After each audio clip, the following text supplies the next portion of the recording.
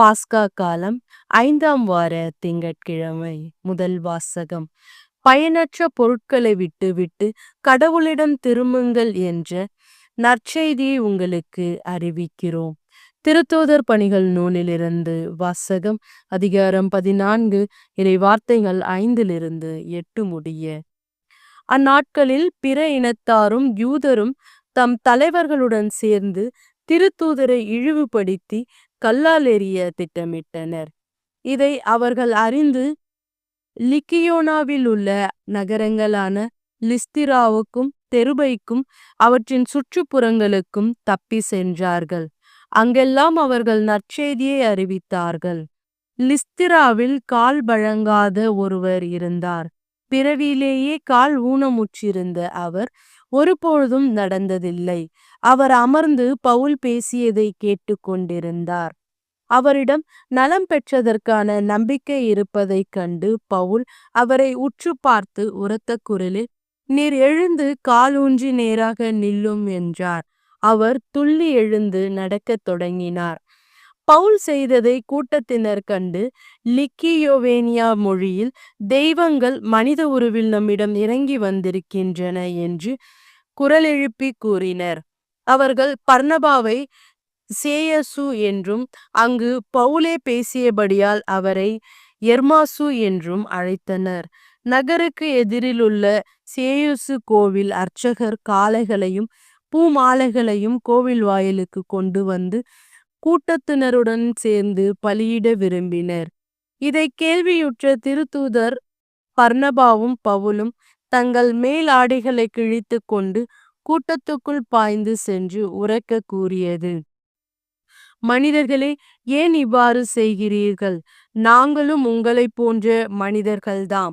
நீங்கள் இந்த பயனற்ற பொருட்களை விட்டுவிட்டு விண்ணையும் மண்ணையும் கடலையும் அவற்றிலுள்ள அனைத்தையும் உண்டாக்கிய வாழும் கடவுளிடம் திரும்புங்கள் என்ற நற்செய்தியை உங்களுக்கு அறிவிக்கிறோம். கடந்த காலங்களில் அவர் அனைத்து மக்களினங்களையும் அவரவர் வழிகளில் நடக்கும்படி விட்டிருந்தார். என்றாலும் அவர் தம்மை பற்றிய சான்று எதுவும் இல்லாதவாறு விட்டுவிடவில்லை. ஏனெனில் அவர் நன்மைகள் பல செய்கின்றார். வானிலிருந்து உங்களுக்கு மழையை கொடுக்கின்றார். வளமிக்க பருவ காலங்களை தந்திருக்கின்றார். நிறைவாக உணவளித்து உங்கள் உள்ளங்களை மகிழ்ச்சி பொங்க செய்கின்றார்." இவற்றை அவர்கள் சொன்னபின் கூட்டத்தினர் தங்களுக்கு பலியிடுவதை ஒருவாறு தடுக்க முடிந்தது. ஆண்டவரின் அருள்வாக்கு. இறைவா, உமக்கு நன்றி. நற்செய்தி வாசகம். தந்தை அனுப்பப் போகிற தூய ஆவியாராம் துணையாளர் உங்களுக்கு அனைத்தையும் கற்றுத்தருவார். யோவான் எழுதிய தூய நற்செய்தியிலிருந்து வாசகம். அதிகாரம் 14, இறை வார்த்தைகள் 21-26 முடிய. அக்காலத்தில் இயேசு தம் சீடரை நோக்கி கூறியது, "என் கட்டளைகளை ஏற்று கடைபிடிப்பவர் என் மீது அன்பு கொண்டுள்ளார். என் மீது அன்பு கொள்ளுவர் மீது தந்தையும் அன்பு கொள்ளுவார். நானும் அவர் மீது அன்பு கொண்டு அவருக்கு என்னை வெளிப்படுத்துவேன்." யூதா இஸ்காரியோத்து யூதாசு அல்ல. மற்றவர் அவரிடம், "ஆண்டவரே, நீர் உம்மை உலகிற்கு வெளிப்படுத்தாமல் எங்களுக்கு வெளிப்படுத்தப் போவதாக சொல்லுகிறீரே, ஏன்?" என்று கேட்டார். அதற்கு இயேசு பின்வருமாறு கூறினார், "என் மீது அன்பு கொண்டுள்ளவர் நான் சொல்வதை கடைபிடிப்பார். என் தந்தையும் அவர் மீது அன்பு கொள்ளுவார். நாங்கள் அவரிடம் வந்து அவருடன் குடிகொள்ளுவோம். என் மீது அன்பு கொண்டிராதவர் நான் சொல்வதை கடைபிடிப்பது இல்லை.